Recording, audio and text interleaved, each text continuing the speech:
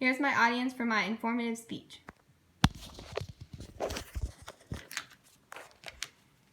Water, the baseline for every life form. If you're hot, what do? You go get water to drink. If you're dirty, you go into the shower and use even more water. When you wake up in the morning, you use water to brush your teeth or water even to wash your face.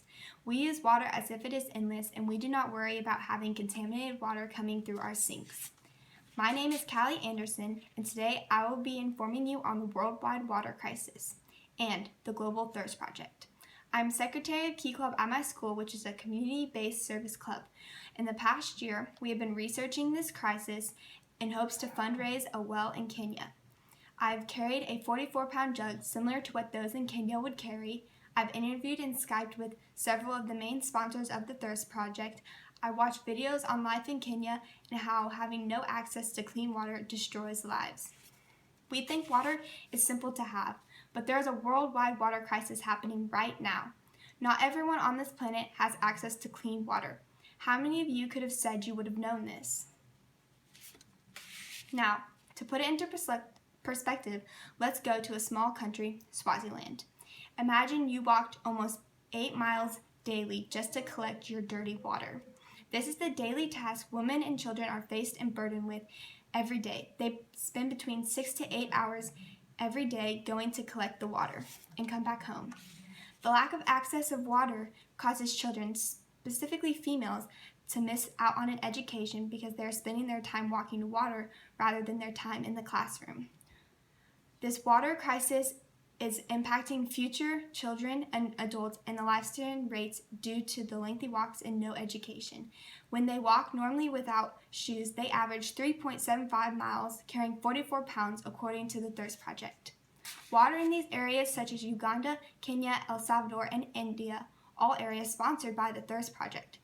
Their water is filled with feces, bugs, trash, mud, etc. Anything you can think of is in their water.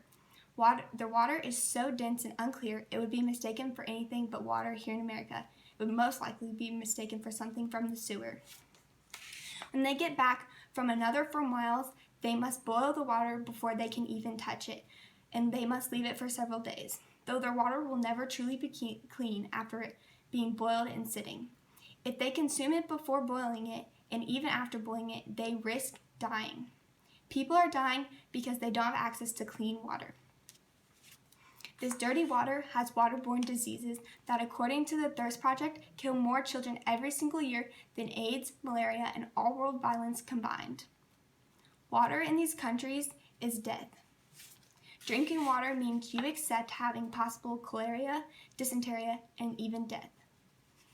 But if we get these countries access to clean water, their disease rates could drop over 88% in one night, and their child death mortality rates would drop over 90%. Now, let's compare water in America and Africa.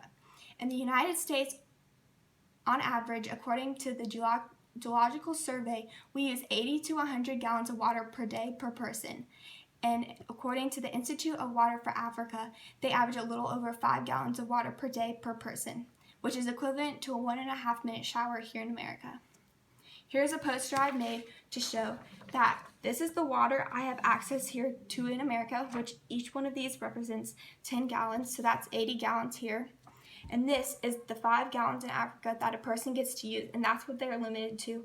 And I could even use this here in America and use more.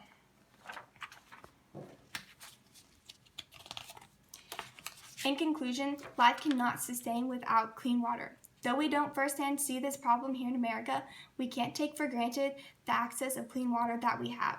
We can end this crisis because every human deserves clean water. For more information, you can go to thethirstproject.org. It starts with awareness and fighting for those who can't fight for themselves and have access to clean water. Together, this generation can push the water crisis into the history books.